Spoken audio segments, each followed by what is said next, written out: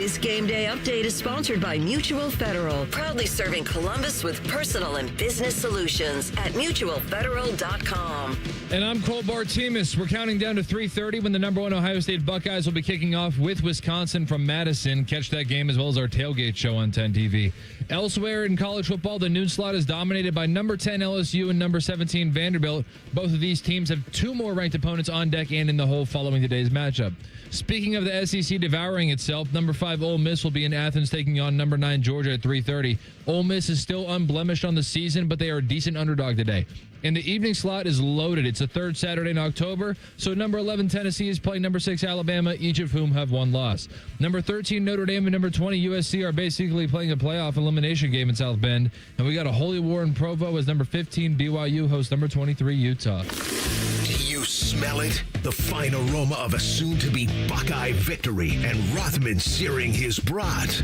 Intoxicating. This is the Central Ohio Toyota Dealers Tailgate Show. Visit Toyota.com. Toyota, let's go places. And presented by Curtis & Associates. Remember, they don't get paid unless you get paid. And by Mountain Dew. Here for the good times. Do the do. Live from the ESPN Bet Sportsbook at Hollywood Casino, here's Tim May, Dave Biddle, and Anthony Rothman.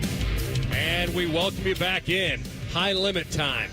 Number one team of the nation, Buckeyes, at Wisconsin. It seems to be Ohio State and everybody else. The number 2 ranked team, Miami, losing last night. So Ohio State heads above the rest right now.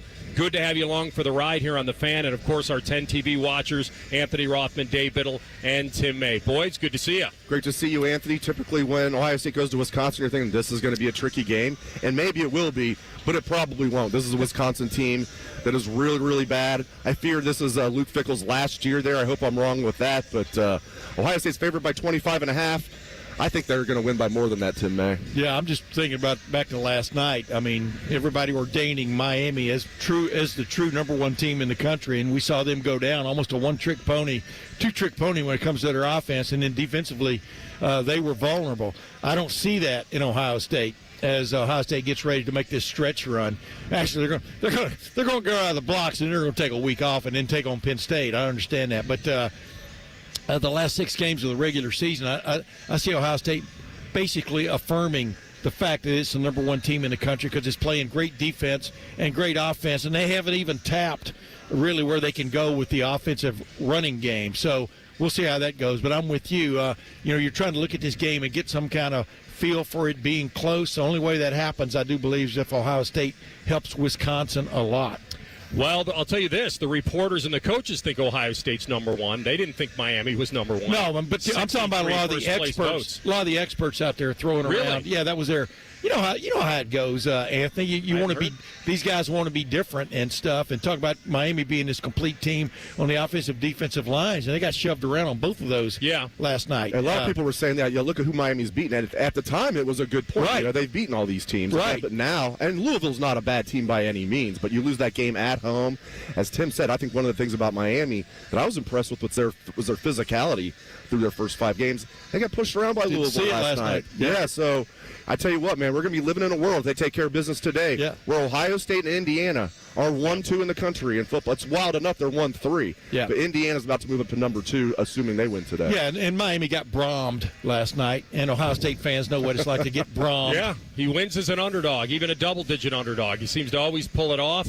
Miami, you're right. They were tabbed as a very physical team where they got beaten last night. Carson Beck was going for the home run ball, and he was getting picked off every time. So he hit the grand slam, baby. They had a really That's good hard to win do. the I game. don't know if he hit the grand slam. I call it the golden sombrero. Yeah. He strikes out 4 times. I like that. I'm stealing that from Marty Brennan and Joe Nuxall, the golden sombrero. Yeah, the sombrero was just 3 strikeouts. Golden sombrero, 4 strikeouts. So Carson Beck is wearing the golden sombrero. Yeah, he was the opposite of Shohei Ohtani. That's wow, what a game. All right, back to our game. As you mentioned, Ohio State and Wisconsin. Over the years, this has been one one that has been competitive.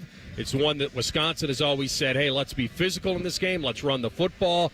They don't have much to hang their hat on. In fact, if there was pride in that team right now and wanting to really win, we would have seen it last week against Iowa. I mean, they've been playing that rivalry since the 1800s, and they got cracked 37-0 on their home field at night, Camp Randall, in a supposed rivalry game, and they lost 37-0. Now, the funny part about it is going to be is if Wisconsin can reduce their turnovers at such an alarming rate, which they had against Iowa, that maybe they could slow this game down a little bit. But I'm with you, Dave. I don't know how we could find a way for Wisconsin to stay in the game unless Ohio State went into this with like just a show-up mindset, which what Ryan Day has been really hammering is not even a part of his team right now. Yeah, they're just so limited offensively, and they're just not up to snuff defensively. They're just a bad team, and they have a tough schedule. It's just going to get worse from here, most likely. And, guys, how about this? They're a 25.5-point underdog at home today, Wisconsin is. That's the largest underdog they've been at home since 1991 against Iowa, when they were a 17.5-point underdog. Think about that. Since 1991. By the way, they covered that game. The Badgers only lost 10-6 to the Hawkeyes.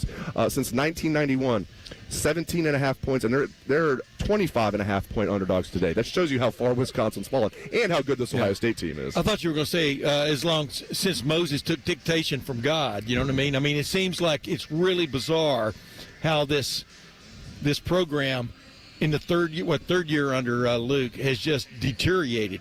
But one of its main problems, obviously, has been getting a quarterback and keeping him healthy. They're starting this Hunter Simmons guy today. Be interesting to see how he does.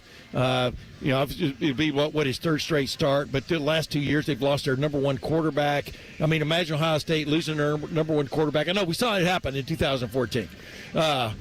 We've seen this before, but Wisconsin doesn't have those guys behind their number one quarterback, and it's just unfortunate. But what's really unfortunate, watching the deterioration this year under Luke Fickell, is like what you just said, mentioned a while ago, defensively, where they've gone. I mean, I know they're still ranked theoretically in the 40s or mid 30s in total defense, but that's built on a foundation from earlier in the season. Iowa looked like Ohio State offensively last week against them, if you follow my drift there. They got down so early on turnovers, of whether it was a batted pass at the line, whether it was a throwback, a pass, a backwards pass lateral that turns into a fumble. Iowa made them pay for it. And when you put this Wisconsin team in that kind of a hole, they certainly don't have the offense to be able to dig out of it. There were three massive ifs for me on Wisconsin even keeping this game close today, and they were pretty big. One was if they can slow down their turnovers, like not have as many as they had against Iowa. Number two was if there were showers today, which a couple of days ago there was talk about it raining. Now it doesn't sound like there's going to be. I'll get to the kickoff forecast in a second. And the third, and this was another big if, is if maybe Ohio State didn't have 100% Bo Jackson and the running game slowed, and they took a page out of Illinois' book and said, we're only going to prevent the home run. I think we can take two ifs off the table. It doesn't sound like it's going to be raining all that much, and it sounds like Bo should be good to go. We'll talk about that later on. Yeah, and then I have no idea whether Wisconsin can, prevent turning the ball over, and that's where you come up with that spread. But it has moved. It was 27.5, when the game first, and now it has come down a little bit. And I'm wondering if it was based on potential weather that I don't know if we're going to get there. Yeah, you never know the fickleness of the betting public. No pun. Why anybody would jump on Wisconsin except for the spread aspect of things is intriguing to me. Let me put it that way. But the thing about Luke Fickell, though, is you gotta think he's told his defensive coaches, hey, if these guys beat us, make them beat us with Tate and Smith and Claire, whatever. They're not going to run on us. So that's going to be a focus by Wisconsin in this game. That's the way you get embarrassed if somebody rips you. And if it was raining, that would play into their hands. But, it looks like it's going to be nice It's supposed to be nice at kickoff. Well, let's get right to it. Kickoff forecast brought to you by Sunbelt Rentals. See why the Columbus Builders building Columbus lean on green.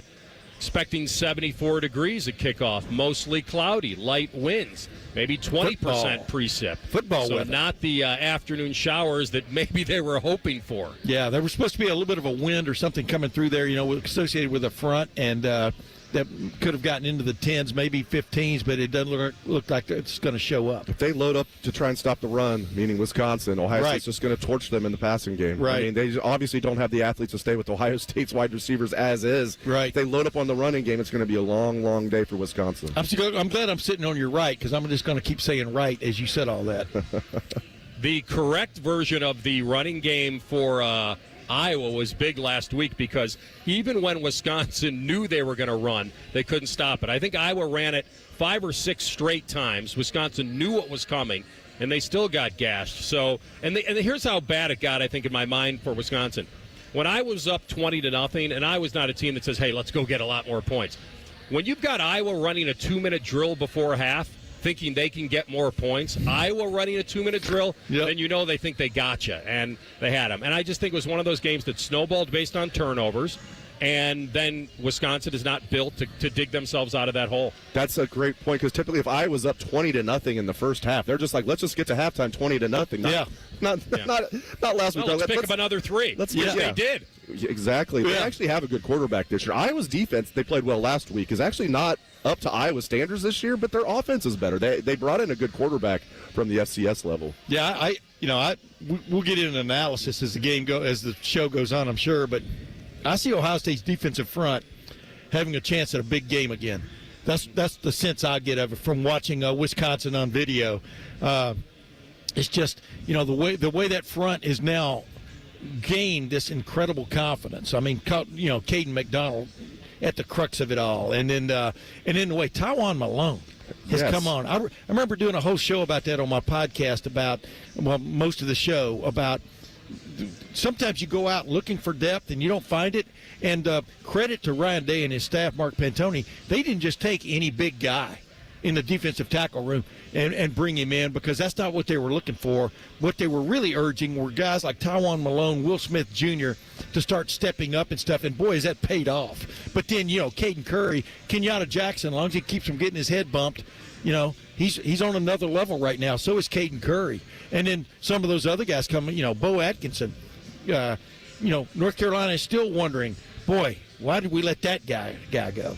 They got a lot of depth. They'll be going up against an offensive line that I believe is starting 2 redshirt freshmen in Wisconsin. Right. Kind of what they're known for, but, man, they cannot hang their hat on the running game the way they used to. All right, we're just getting started. We'll take you live to Madison, and we'll talk to the voice of the Buckeyes, Paul Keels, on 10 TV, and, of course, here on The Fan. This is the Central Ohio Toyota Dealers Fan Tailgate Show.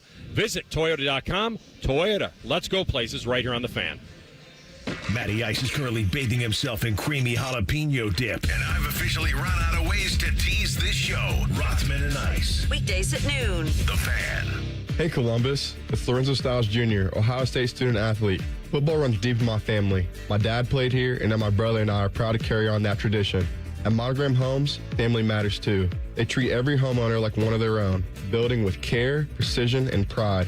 Monogram doesn't just build houses, they build homes, crafted just for you. So whether you're starting your first home or designing your dream space, Monogram Homes has got your back every step of the way. Visit monogramhomes.net to start building today. Monogram Homes, a builder you can trust. Country music's biggest selling superstar, Luke Combs, presents My Kinda Saturday Night Tour. Sounds like my kind of Saturday night. Luke Combs, live in concert in Columbus, playing at Ohio Stadium, Saturday, April 25th, with special guests Dirks Bentley, Ty Myers, Jake Worthington, and Thelma and James. Get tickets now at lukecombs.com. Hey, what's up? It's T-Bone. If you're a sports card fan like me, you've got to check out Midwest Cards in the Arena District, right outside Nationwide Arena. These guys are true collectors themselves, and they've built a shop that lets you experience card collecting in a whole new way. They've got sealed boxes, packs, single cards, signed memorabilia, and plenty of TVs in their lounge. Yeah, they have a lounge. And don't forget the card bar, where you can open packs while you have an adult beverage. It's awesome. Stop by Midwest Cards today and tell them T-Bone sent you. Hi, Bob Capace from Worthington Jewelers. Coming up, more football talk on The Fan. That's right, Bob. And just like our hometown team, Worthington Jewelers is all about tradition, family, and winning moments. Celebrate your victories with us, your hometown jeweler, Worthington Jewelers. Call the folks at Buckeye, night or day. Hi, this is Max with Buckeye Heating, Cooling, and Plumbing. Winter will be here before you know it, and that means it's time to get your heating and plumbing systems maintained. Our True Comfort membership is designed to keep things in tip-top shape. Thank you for letting us keep your home comfortable and plumbing worry-free. And when you need us, call 614-683-9911. Call the folks at Buckeye, night or day. Hey, it's Anthony. Wouldn't you want to drive into the new season with a brand new Honda from Germain Honda of Dublin? You can lease the 25 Honda Accord LX for just $199 a month or finance at 3.99% APR. Or the 26 Honda CR-V LX all-wheel drive, leasing from only $319 a month or finance from 4.99% APR. These fall deals are fantastic. Visit Germain Honda of Dublin on Sawmill Road, just south of 270, or you can shop online anytime at GermainHondaofDublin.com. We're back to football talk, but before we kick off, a quick thanks to Bob and the team at Worthington Jewelers. Thanks, Common Man. Whether it's game day or every day, we're here to help you celebrate life's biggest moments. Worthington Jewelers, your hometown jeweler. What he said. Morning Juice is now on YouTube, weekday morning starting at 6. If you're a fan of Bobby Carpenter, he's ready to attack and dominate. If you're a fan of Jeff Gudoff, drive directly to a hospital. Seriously, the Fan. Fan weather. From the Logan AC and Heat Services Weather Center.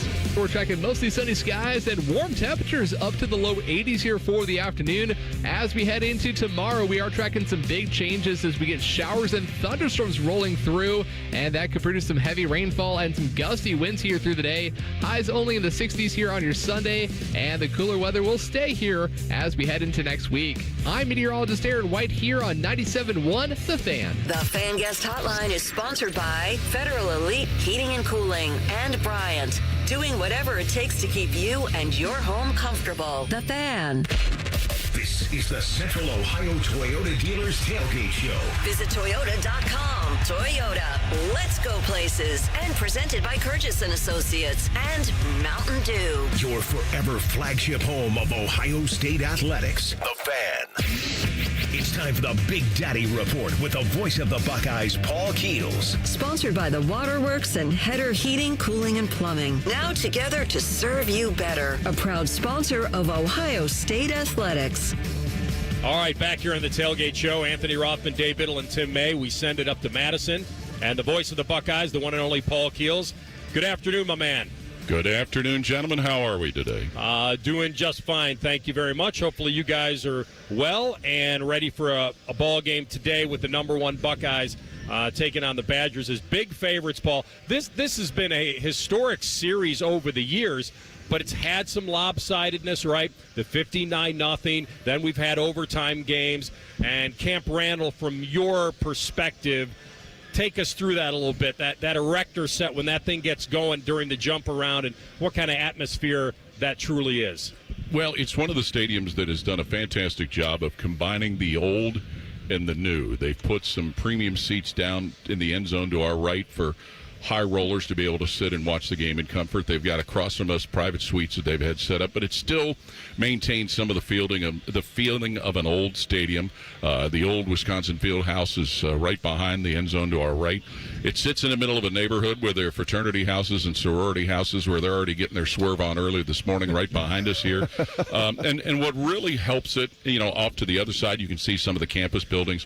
But what really helps today is the fact that it's a beautiful day. It's 69 degrees right now. The sun is out. The forecast was not going to be great for today, but that's been backed up to tomorrow. So all of that makes it for a great setting. And honestly, and then the jump around part, that's almost frightening because we can feel the concrete move. We can feel everything shake. But it's a great tradition that they've got. At least they're not throwing tortillas out on the field and getting fined.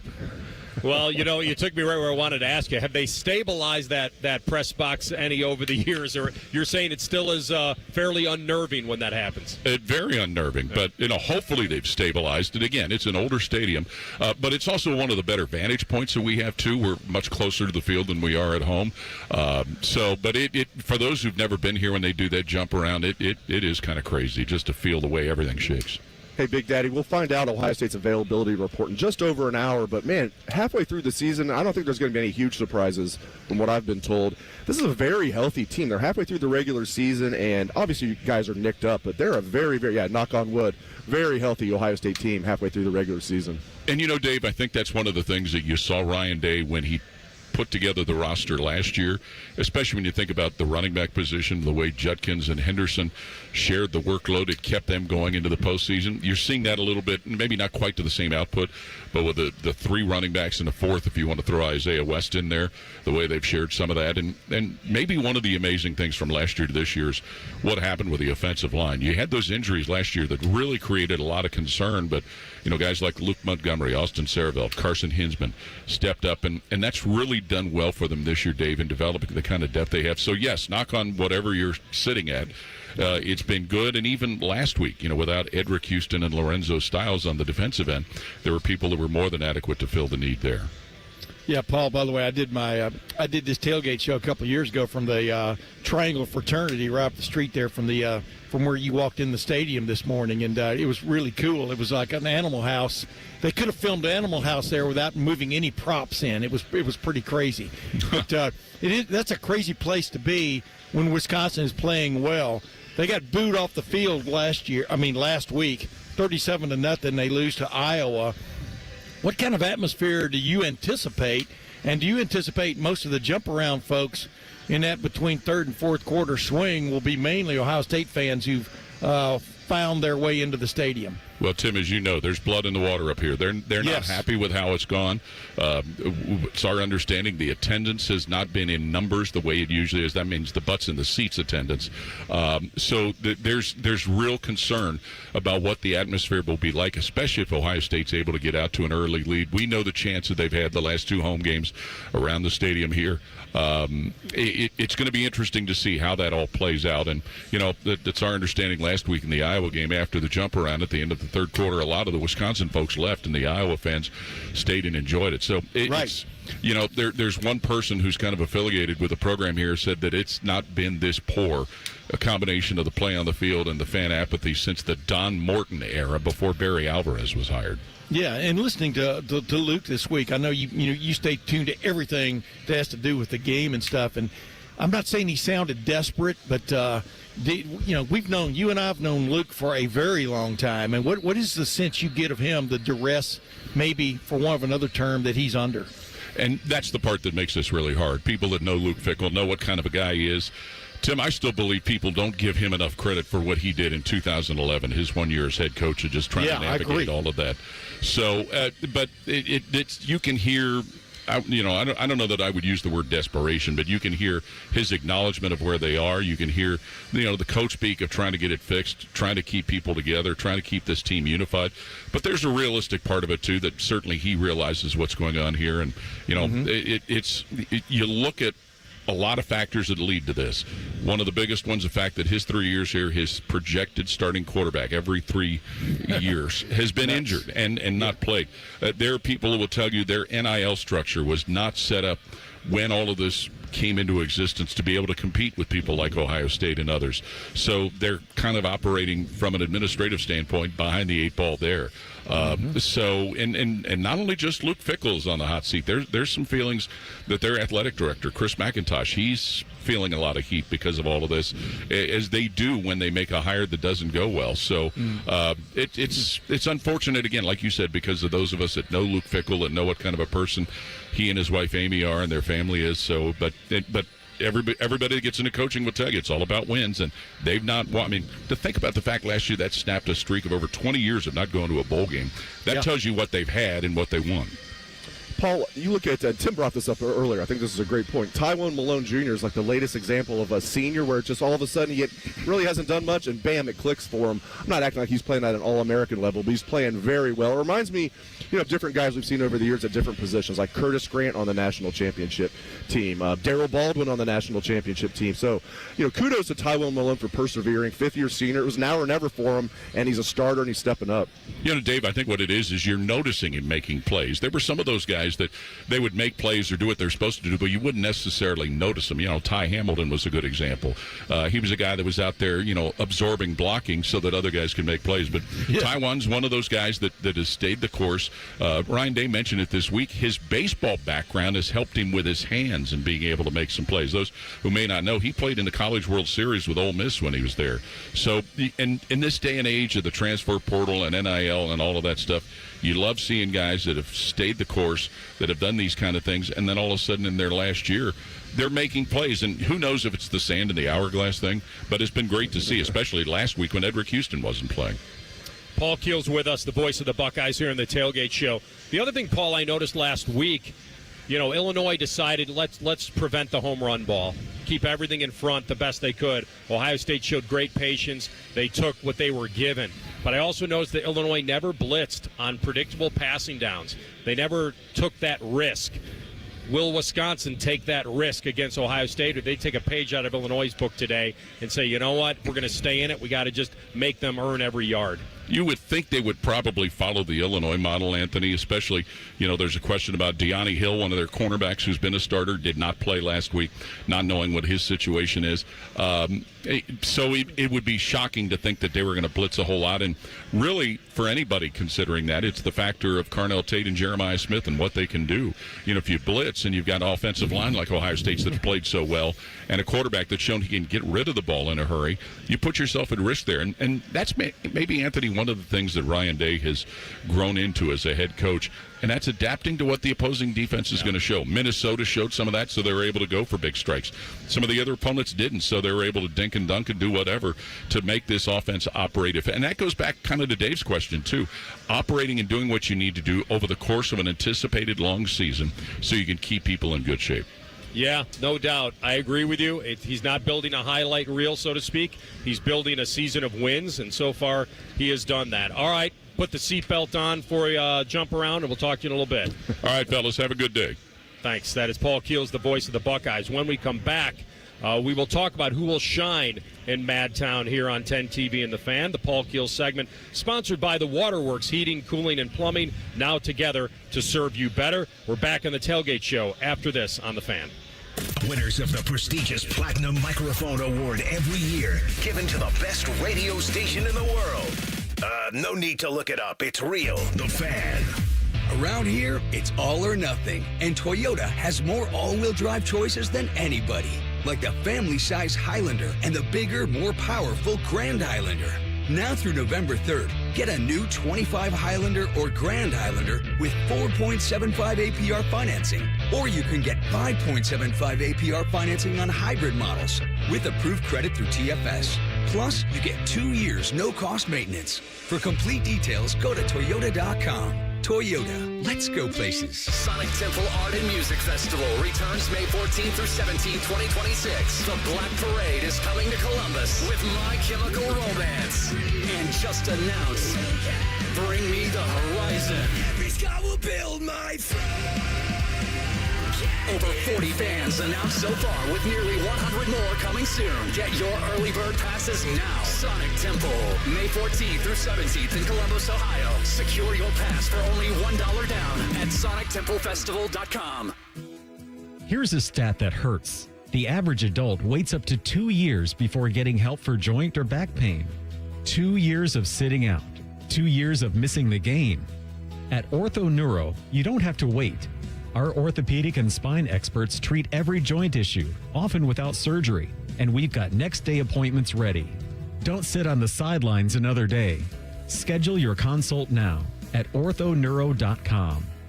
Ortho Neuro, for every motion in life. Taking out the trash. Hey, Columbus, this is Zach Bourne. And Jacoby Bourne. When it comes to waste service, you want a team that knows how to deliver under pressure, just like Saturdays in the fall. At Bourne Brothers Waste Services, our team is built on toughness, teamwork, and consistent execution. We're the most reliable and customer service-focused waste company in Central Ohio. Whether it is recycling, trash, construction waste, roll-off containers, front loads, or compactors, we have it handled. Call now or visit BourneBrothers.com and let us tackle your waste needs. Taking out the trash. Our clients deserve for us to care, and they deserve to feel serviced. They have questions, and they deserve answers. We're counselors first because I'm not selling them anything.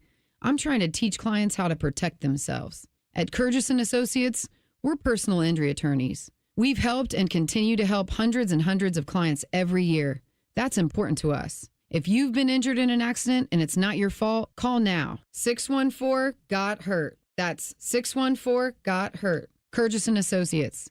Attorneys who care. All the folks at Buckeye, night or day. The kitchen drain has had enough. The toilet's called it quits. The faucet in the master bath, it's throwing childish fits. In a flash, I'm at your door to win your water war.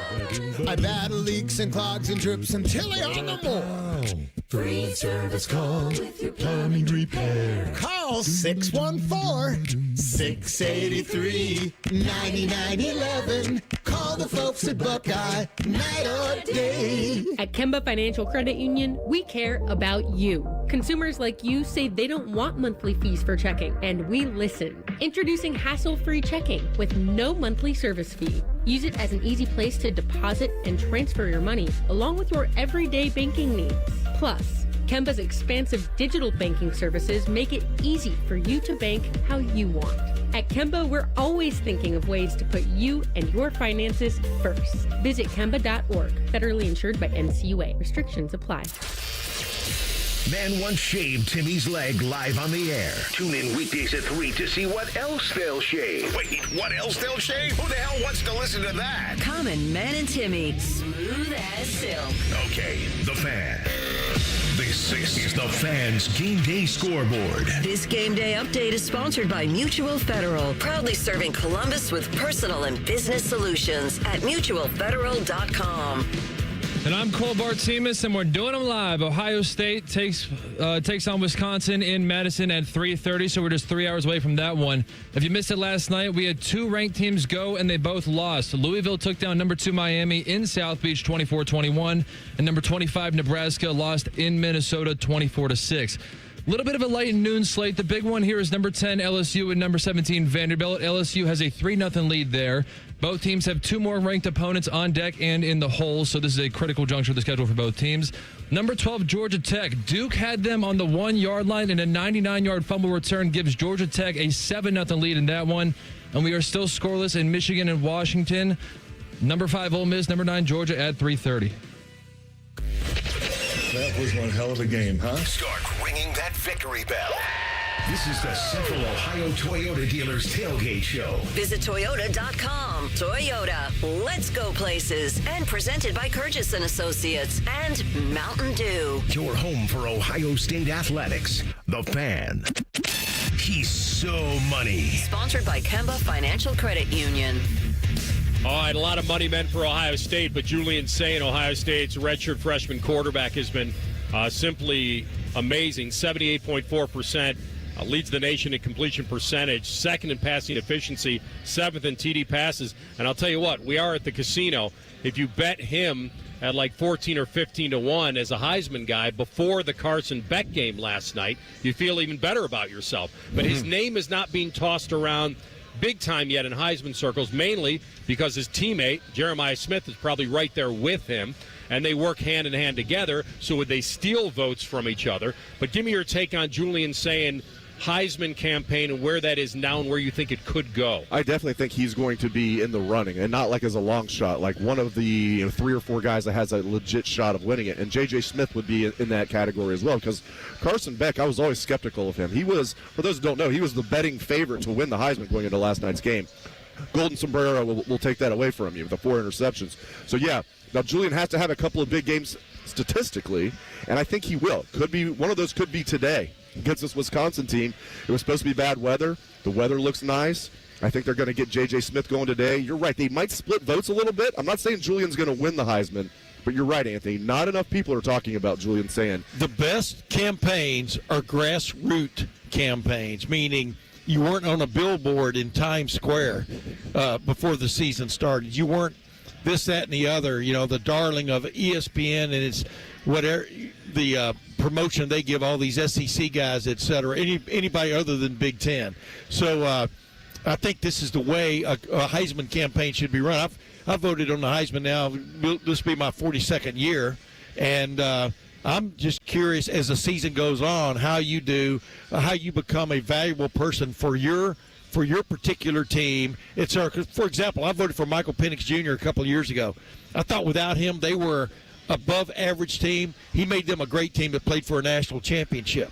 Right on down the line, I analyzed it. Julian Sayin, I think people are catching up to him in terms of what he is bringing. But he had no stats going into the year. So why would he necessarily be on your list unless you're paying attention to what Ohio State does with its quarterbacks as the year goes on? Tim, what would, in your mind, and no one's asking you to cast your vote here live on the air or even mid-season, but what in your mind separates a receiver from his own quarterback or a quarterback from his own receiver? Just fantastic plays by the wide receiver. You've got to have that. And obviously, I'm not saying they're doing this for a Heisman campaign, but they've shown the propensity now with Brian Hartline calling plays to get Jeremiah Smith the ball in ways other than throwing it to him with a forward pass. And we'll see how much that continues, especially after his face plant last week.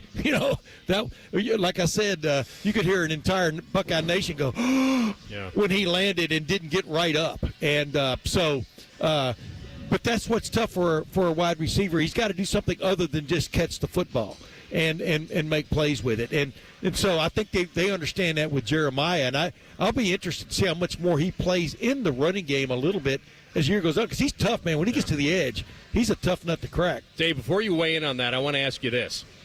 If Jeremiah Smith had made the grabs that Carnell Tate has made already this year, the one-hander, the circus catches, would that perception lean more towards Jeremiah right now in the Heisman race? Because, their stats are similar, Carnell Tate and Jeremiah Smith, but Tate's actually the one that's made, the circus grabs this year. And he's the big play guy, whereas Jeremiah was more the big play guy. I think Jeremiah averaged right around 17 yards per catch, 17.2. This year he's averaging about 12 yards per catch. Right. I think that's going to change. And one thing about Julian Sayin, you guys are right. His stats are very good. Number 2 in the country in passing efficiency, like you said. Leads the nation in completion percentage. Accuracy. But you get the feeling that they're leaving a lot in the cutting room, on the cutting room floor, because of this defense being the number 1 defense in the country. Mm-hmm. Texas game is a good example. Even last week when they got the lead, they know this defense is suffocating people. They're not taking as many chances as they normally would. Think back to C.J. Stroud's year when he was a redshirt freshman starting quarterback. The defense was terrible. He had to air it out. I am positive Ryan Day is confident if they needed to air it out with Julian Sayin to win a game, they could do it. They just haven't had the need to do it yet. But I think Julian Sayin's stats are going to get even better, even though they're very impressive. I think we're going to see them get even better as the season progresses. And here's the double whammy for a wide receiver in this scenario we're talking about. Every time he does something good, that means Julian Sayin did too. That's right. From a statistical standpoint. And then on top of that, you can see just by play calling how much more confidence they have in Julian Sayin making the right call, making the right read, and then being accurate with his throws as this season has progressed, because he's more and more thrown over the middle. They trust him to throw nice seam routes. Right on down the line, you can see the confidence in the coaching staff growing in him almost from series to series, which is key. And the way this offense is set up, they averaging 61, 63 plays a game. That's not very many. Right. At all. And it's so reliant on your quarterback being efficient and being accurate. And so he fits all those bills. And as it goes into late November, I'm just, they're going to have to throw the ball to beat Michigan, for example. That's where your real late surge comes when you're an Ohio State player in a move for the Heisman Trophy, even though, granted, Eddie George won it without beating Michigan. He had that big Illinois game. But I remind people, Julian Sayin's already had 2 300-yard-plus passing games, and that could get even better. He's So Money, sponsored by Kemba Financial Credit Union here on the Tailgate Show. Anthony Rothman, Dave Biddle, and Tim May, and we welcome our watchers on 10 TV and, of course, here on The Fan. The interesting part would be is if you could get some sort of a Big Ten Heisman showdown, because Fernando Mendoza at Indiana, the narrative of Indiana right now, certainly. First weekend of December, baby. He's been as big a part of that. That they're on track for it. Everyone believes that Ohio State will get there. Most people believe that Indiana now should get there based on their schedule. But And that being really good. Yes, but they're not littered with 4- and 5-star guys. But taking nothing away from them, it's been just historical for Indiana how they handle that. Is now like projected as the number 1 overall pick. Yeah. How about that? Bama's got the schedule for Ty Simpson to make a run at this thing. A&M certainly is a top 5 team with Reed. So, but what's happened here this year, and this is the beautiful thing for probably Jeremiah and maybe even Julian, is that, like Tim said, the usual suspects before, the way they handicapped it before the season, a lot of the guys have fallen out of the race. Arch Manning, guys that we thought would be there. They're having to refund campaign money, actually. It's opened up for a non-quarterback to maybe win it this year. Yeah, but the first several guys you just named were quarterbacks. That's right. And then Jeremiah Smith, but he doesn't have to jump like 7 or 8 Correct. guys. Yeah. Plus, he's the anomaly. Yeah. So, as long as he keeps doing his thing, but then he needs to have let's face it, he needs to have a couple of really spectacular games because you got to get the public's attention. And then they go, wait a minute. Yeah, and remember at the end of the year last year, remember those 4 games he had, with the exception of the Texas game and the run to the national championship? Then you'll recycle all of that in your brain. And now, for a lot of guys who vote in the Heisman, anybody but a quarterback is sort of their motto. What's been cool to see and hear even is that this team is not touting themselves for the Heisman. The coach isn't doing it. The coach isn't trying to strategize to win the Heisman. He's not looking, if the play's there, they'll take it. He's about winning games. He's very, very comfortable in his coaching skin after getting to the top of the mountain last year and planting the flag as national champs. And this is about winning football games. And the buy-in that he keeps talking about is very real, because you don't hear Julian, you don't hear Jeremiah, you don't hear their teammates saying, I wonder why they're not higher on the list. They're not even focused on that. Guys like us can, fans can, and those stats will come. But that's the cool part of it, that Ohio State is the number 1 team in the country for a reason. They're very talented. They're taking what other teams are giving them. They don't need to win games in a beauty contest anymore. You don't have to put up 60 to get voters' attention. Here's the other thing. Era. Yeah, and you have to keep this in mind. Defense is more and more, like we were talking about shortening the game a while ago with Wisconsin. If they can get a couple first downs, et cetera, people have been bringing up that strategy. Wisconsin can also shorten the game by making Ohio State go the long way. If you follow them, there's 2 ways to do it, to keep yourself in a game. So we'll see early in this game what their modus operandi is from a defensive standpoint of let Ohio State have the underneath stuff. But that's where Carnell Tate and Jeremiah Smith, I think, are most lethal. Is catching the ball, like Carnell Tate talked about it this week, catching the ball on the move and then cutting up.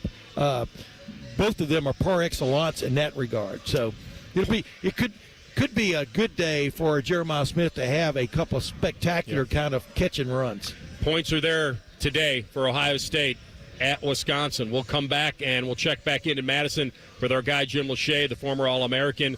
Will they keep Julian clean today? They've done it so far this season. We'll check in on that when we come back. This is the Central Ohio Toyota Dealers Fan Tailgate Show. Visit Toyota.com. Toyota, let's go places right here on The Fan. Catch T-Bone and Tyvus weekday mornings from 6 to 9. If you're not completely satisfied, we'll rewind time and erase your brain. For real, The Fan. Bobcat Enterprises says thank you for your support as they celebrate 50 years of serving the construction industry. Established in 1975 in Cincinnati, Bobcat Enterprises has expanded to 9 stores to meet you where you are in Ohio, Kentucky, and Indiana. Find equipment for any construction project, including compact track loaders and excavators. Plus, Bobcat Enterprises rents compact equipment and attachments. Find current specials and locations at bobcatent.com or follow Bobcat Enterprises Inc. on Facebook. Bobcat Enterprises, 50 years working for you. You are a very important person. You show up, put in the work, and bring your best to each and every day. It isn't always glamorous or easy, but it's worth it because you're building a life for yourself and those you love. That means a lot, and so do you. When you open an account at Park National Bank, you get more than you might expect. Your own personal banker and the VIP treatment you deserve.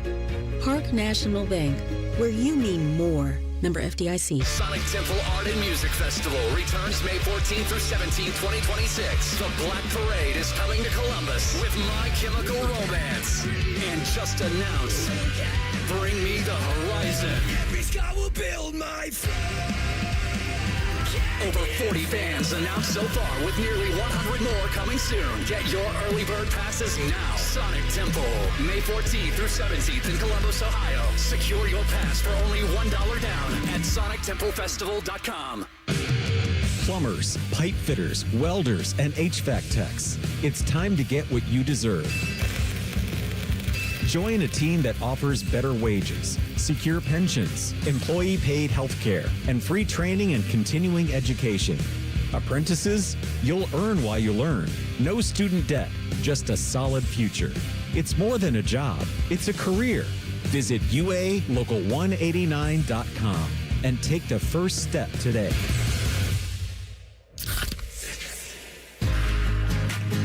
Give me a mountain with lots to do. Give me the sunshine, give me a dew. Give me something simple and true. All I need is sunshine and a cool, refreshing mountain dew. So give me my goodness, give me a dew. Grab some friends and an ice-cold Mountain Dew today. Mountain Dew. When you're building a nursery school, elementary school, charter school, high school, vocational school, or jiu-jitsu school, lean on green. Sunbelt Rentals. With the largest rental fleet and most rental locations in Columbus, you can count on us to get you the right equipment at the right price right now. No matter what you got going in or going up. All powered by people. For equipment know-how, support, transport, and training. No wonder the Columbus builders who are building Columbus lean on green. Sunbelt Rentals. Learn more at sunbeltrentals.com. Buckeye fans, introducing Behind the O, the brand new app packed with original athlete and fan-driven Ohio State sports content. It's free to download in the App Store on iOS and Android, and every time you open it, you're helping generate NIL dollars for your favorite Buckeye athletes with zero cost to you. Get exclusive access to fresh behind-the-scenes videos, training routines, athlete lifestyles, and more from every Ohio State sport. Don't wait. Download Behind the O now and get closer to your Buckeyes than ever before. Behind the O, free for fans, NIL for athletes. Love football, love wings? Put those bad boys together and you get Austin and Byrne live at Roosters. Presented by Bryant Heating and Cooling. Large amounts of football and all the donkey sauce you can handle. Mondays on the Fans YouTube channel. All your favorite fan shows are available when you want them. Head to 971thefan.com and hit that subscribe button. The Fan, Ohio sports destination.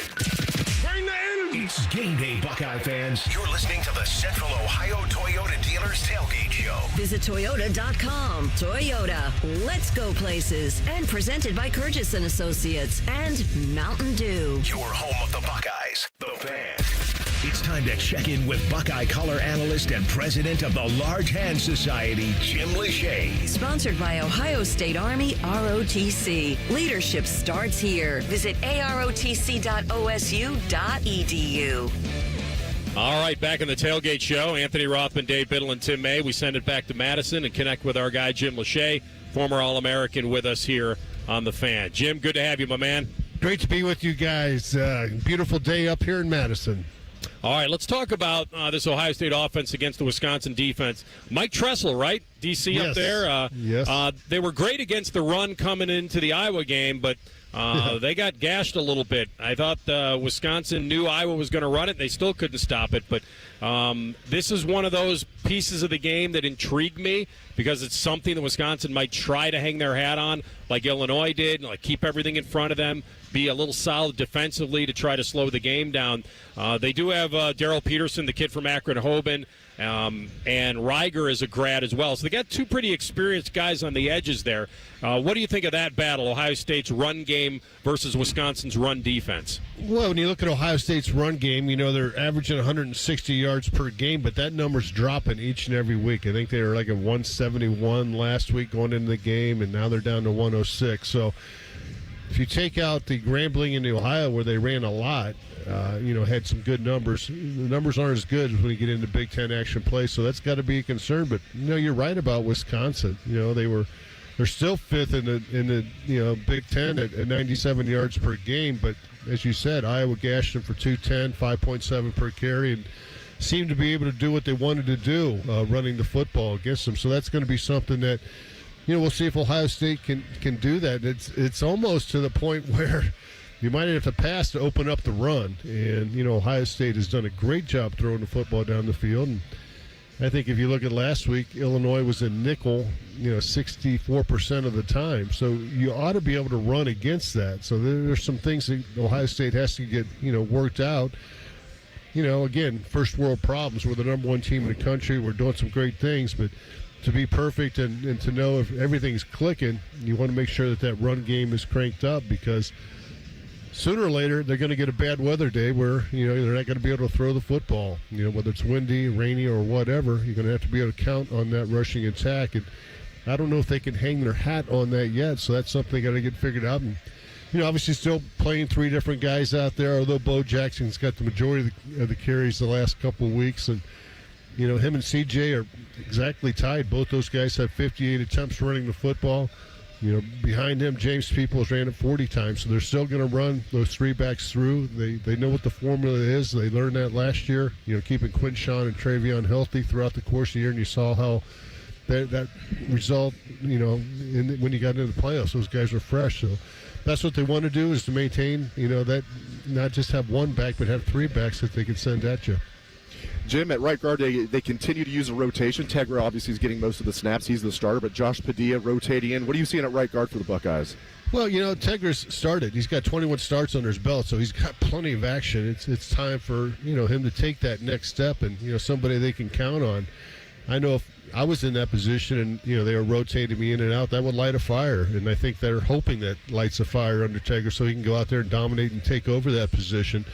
But when you got a guy like Josh Padilla came in, and I think that Minnesota game, he had a knockdown. I mean, he looked very physical out there. He's a good football player, and you're trying to get your best five out there. When you get into these games that are going to be tight, you want to make sure you got your guys out there. So continue to get him reps to make sure that if anything happens, we saw the injury, bug creep up on the offensive line.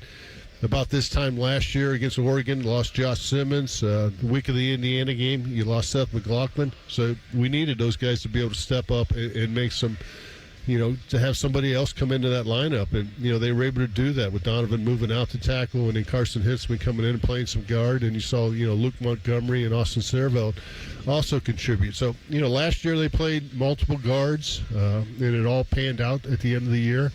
And I think this year they continue to play a lot of guys. I think Ian Moore would probably still be that backup tackle that can come in and play and has shown some good things. Justin Terry, continues to improve throughout practice each and every week. So they have the guys, and, that's not even counting on Ethan Oniawa, who's the most experienced lineman as far as starts. He's got 34 starts, but obviously all of those came at Rice. Hey, Jim, I asked Ryan Day a facetious question on Wednesday of, is there anything basically wrong with this running game that a home run ball wouldn't fix? And he knew what I was talking about, even though a lot of people go, well, duh. Well, the duh part is sometimes you just need to pop the cork on the champagne bottle. I just think that they could use this from a confidence standpoint, but also for those guys to play, maybe, for one of another term, feel a little more free, because I think Ohio State's gotten a couple of these running backs to the second level a few times this year, but they haven't been able to then make the safety miss and finish it off. Bo Jackson's had a couple of nice runs, let's put it that way, but sometimes you just got to let this thing develop at its own speed, right, in terms of the actual running backs getting a feel for being comfortable out there and making moves on their own, et cetera. And case in point was Eddie George from his junior year to his senior year, how much more effective a runner he was just making guys miss or slip tackles. And what's kind of your take on that? Yeah, I think you do. You got to stick with it. Keep pounding, hoping that sooner or later you're going to break the rock and, you're going to get past that linebacker level into that safety level and then maybe by the safety and into the end zone. So you don't know if you don't try. You just got to keep working on it, whether it's A gap, B gap, C gap, or trying to get outside the D gap and trying to, kind of keep mixing it up. But, it's a concern. It's something that they're talking about. They're working on, each week in practice and trying to get better at it. But I think, everybody knows that if you bust one of those, then all of a sudden your numbers look a lot better at the end of the day. Yeah. So just keep trying, keep working, and see where you are, where it's going to take you. I don't think it's a major problem, but it's just something when you look at our offense and you think, if you want to be perfect you nitpick a little bit, but if you want to go out there and be perfect and be near the top of the nation, it just says something about your offensive line. I mean, for an offensive lineman, there's only so many stats that you worry about. And Yeah. one was, rushing for 150 a game, and the other one was, giving up no sacks, protecting your quarterback. And usually if you do that each and every week, it's a good week, and you're contributing to the cause. You're helping your team win. So I think that's something we'll just keep working on. I think it's a good offensive line. I think all three line coaches, led by Tyler Bowen, have done a good job preparing these guys, getting them ready each and every week. And they understand what they need to do, and now they just got to go out and do it and execute it on game day. And, that's a big key. But as we talked about, this Wisconsin defensive line has gotten beefier since a year ago. They got some big guys inside. Peterson and Ben Barton and, Suggs inside are big dudes. And, you throw in Rieger and Cheeks. They got some guys that can play on that line of scrimmage. But I think the strength of their defense are their two linebackers, Allegro and Tackett Curtis. Both those guys are good football players.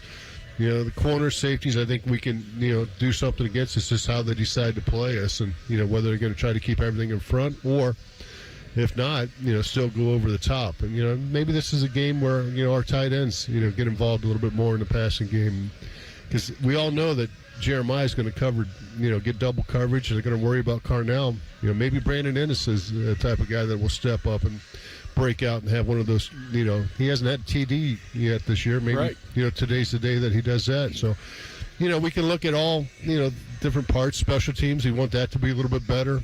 Punting. Make sure our coverage is good. Make sure we're getting some returns. We got a nice 37-yard return, and last week Brandon Ennis did, and because of that return, it gave us a pretty good field position, and Ohio State offense did take advantage of it and take it down and put it in the end zone. So it's going to be, I think, Ryan understands what he's doing. Obviously, he wants the ball control. We've been doing that. 60 plays per game, and we've been, able to, with those 60 plays a game, average almost 37 points. So what the formula is out there, he understands what he needs to do. It's just you got to continue to do it week in and week out. Good job setting the table for us, Jimmy. Thanks so much. Enjoy the game today. Thank you, guys. Yep. That is the All-American Jim Lachey, presented by Ohio State Army ROTC. Leadership starts here. Visit arotc.osu.edu. He alluded to it, trying to put the special back in special teams. And can Ohio State actually crank up the pressure today against Wisconsin? Will they need to? We'll talk about that next. This is the Curtis and Associates Fan Tailgate Show. Remember, they don't get paid unless you get paid, right here on 10 TV and The Fan. Matty Ice has a large tattoo on his calf of LeBron eating a lion. I have nothing else to say. Rothman and Ice. Weekdays from noon to 3. The Fan. Tailgates are better when your ride's rocking. Columbus Car Audio and Accessories upgrades your sound, tints your ride, and adds the extras to make your ride the ultimate game day machine. This time of year, it's all or nothing, and Toyota's got all you need during Toyota Truck Month. Now through November 3rd, get 2.99 APR financing on a rugged new 25 Tacoma. Excludes TRD Pro and Trail Hunter. Or lease a well-equipped 25 Tacoma SR5 for $269 a month for 36 months with $39.99 due at signing. With approved credit through TFS. Tax, title, and license extra. Call 1-888-36-TOYOTA for details or go to toyota.com. Toyota, let's go places. Did you know Byers Airport Subaru is the oldest Subaru retailer in the entire country? And just like a veteran quarterback, we've been delivering winning drives for generations, right here by the airport. Right now, trade in your car for a new 2025 Subaru Outback for 0% for up to 36 months. Kick off your next adventure at columbussubaru.com. Subject to credit approval. Financing offer term up to 36 months on 2025 Subaru Outback. Cannot be combined with any other incentive. See dealer for details. Offer ends 10/31/25. They're trained. They're fired up. Let's do it. When you need heat, they can't be beat. They're Ohio State's undefeated heating and cooling team. For plumbing, drain, heating, and cooling, there's only one team. The Waterworks. Better care, better value, better results. Call the Waterworks at 614-232-2222 or visit them online at thewaterworks.com. A proud sponsor of Ohio State Athletics. Score big with Columbus Car Audio and Accessories. Sound, style, and upgrades for every ride. Visit us today and kick off this season the right way. Columbus Car Audio and Accessories. Drive it, show it, rock it.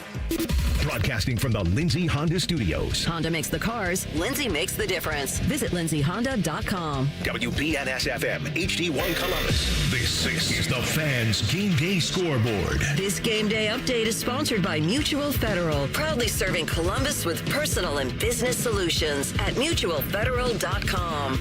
And I'm Cole Bartemus. We're counting down to 3:30 when Ohio State takes on Wisconsin in Madison. Gonna be on 10 TV. We are just 2.5 hours away. A little bit of a light noon slate here. We have number 10 LSU and number 17 Wisconsin. LSU has a 10-7 lead in that one. Also, number 12 Georgia Tech has a 7-0 lead. They are maintaining that lead since the last time we talked. That is against Duke. Duke should have had a touchdown, but they fumbled on the 1-yard line. We got a new game in the mix. They started a little bit late at 12:45. Number 14 Oklahoma has a 7-0 lead in South Carolina, so that one's in the first quarter. And also in the second quarter, we have Michigan with a 7-0 lead at home against Washington. Washington, although on the right side of the 50. Decent 3:30 slate. Number 5 Ole Miss at number 9 Georgia. Don't it feel good when your crowd behind you? You know what I'm saying? You're listening to the Central Ohio Toyota Dealers Tailgate Show. Visit Toyota.com. Toyota, let's go places. And presented by Curtis & Associates and Mountain Dew. Your home of the Buckeyes, the Fan. All right, great to have you with us. Technically the second half here on the Tailgate Show. Anthony Rothman, Dave Biddle, and Tim May. Of course, our guys, Paul Keels and Jim Lachey up in Madison.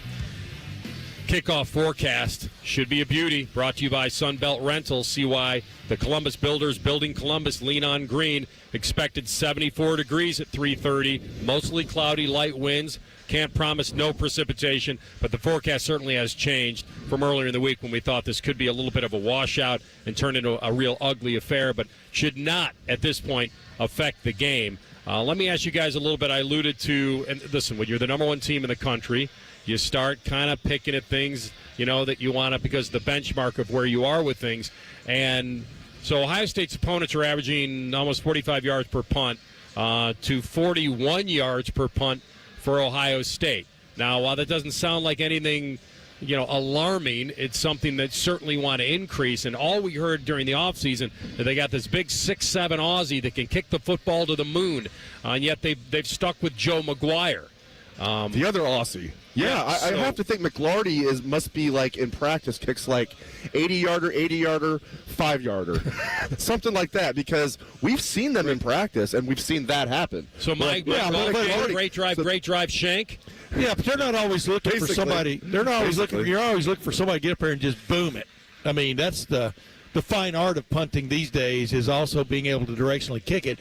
McGuire's had a couple of challenges in that regard. He's had few chances to even punt in games. 13 all year. 6 Correct. games, 13 punt. I think 6 of those was he hits more in than that game. He hits more than that in 5 minutes on the practice field. So, it's just one of those things. And I know there's somebody on the internet that's just really going crazy on this as a real problem that Ryan Day has always had. And I'm just going, whatever. Dude, he just won a national championship last year. Yeah, 32, but a net of 32 at 9.2 isn't terrible. No, they should be better than that, but that's what Ohio State's net punting average is right year. Now. 39.2. Should they be better? Yes, but it's not a catastrophe. But once a guy hits a bad punt, that isn't necessarily a referendum on him. If he hits 2 bad punts in a row, that is a referendum.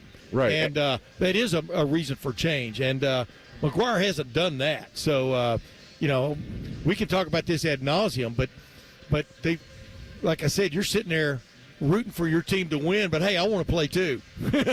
Well, as Cooper used to say, John Cooper, one of his many Cooperisms was, it don't catch up to you till it catches up with you. So you don't want to be in a situation where you you're playing that school up north, you're in the playoffs, and all of a sudden, you need to flip the field. It's too bad they don't have a Cam Johnston, speaking of Ohio State punters from down under. They don't have that. But if McGuire can be consistent, he can't have 21-yard punt like he did last week. If he's the guy because he's consistent, even though he's not going to boom it, that's fine. But then he can't be like mixing in 21-yard punts. And really, his average would be worse if not for some punts that he got lucky rolls on this year. Again, small sample size though, 13 punts all year. Right. I'm not sounding alarms or anything, but yeah, it's we're nitpicking when we're talking about 39.2 yards per punch just not going to do as far as net. But it's a legit concern though. Yeah, he had a touchy one at Washington also, and kind of set Washington up one time. So, I mean, he's had a couple for sure. But the thing about McClarty, I will say this. The rumors are true. This guy can flat boom it. Yes. Okay, and that's kind of why I started. But you're not always looking, what I'm trying to say is you're not always looking for the boomer. Yeah, I know. Especially if he's shanking balls in practice, which he must be. These aren't the Sooners. They're not always trying to boom it. Yeah. You don't need him to out-kick the coverage. Yeah, exactly. Here's the deal, and that's why I started with let's all put the disclaimer on it that you're nitpicking. However, when you are at Ohio State, it is a meritocracy. Best guy plays.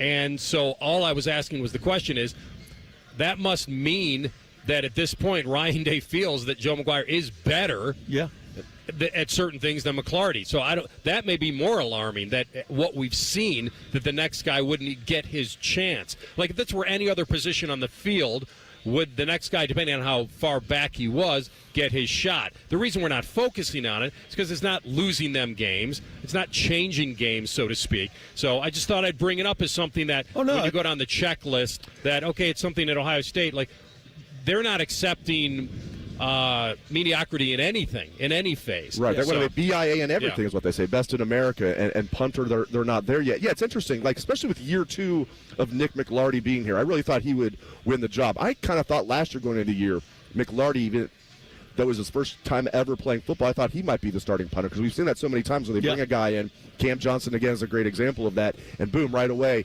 he starts as a freshman. That didn't happen. Joe McGuire won the job. Stats were very similar last year to this year. He averaged 42 yards per punt last year, 39.3 net, so almost exactly the same as this year.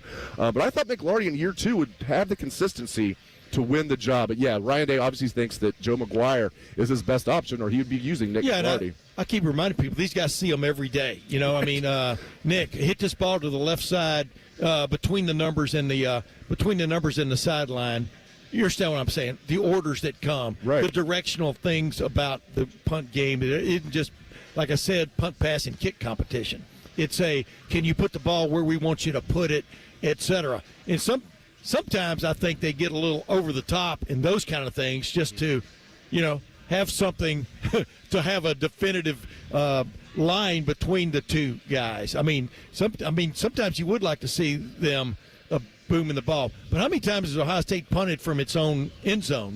Maybe a couple of times. Maybe, if that, right? So you're not necessarily looking for that stratospheric suborbital flight of the ball. So it's something to be concerned with. Is it overly concerning as I look at this football team? No, because they still are getting adequate punting from there, with a couple of exceptions from their starting punter. But personally, as a fan of that aspect of the game also, I would love to see Nick McLarty get in there and bang one about 70 yards. That's kind of really the only reason I brought it up, was just to see if they've got a home run hitter on the bench that doesn't hit for average, but he strikes out a lot. Everybody wants to see whether he can. He's like Dave Kingman. Is that what you're saying? Dave Swingman. Yes. I feel like that's the interest part of it, and I agree with you, Dave.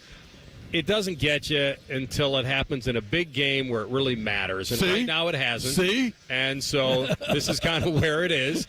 And it was something to talk about, because Ohio State wants to lead this conference, this country, in averaging and everything. Right. And it's not something they want to accept. And it's something they really don't need. But I just want to leave it with this. I want to leave my side with this.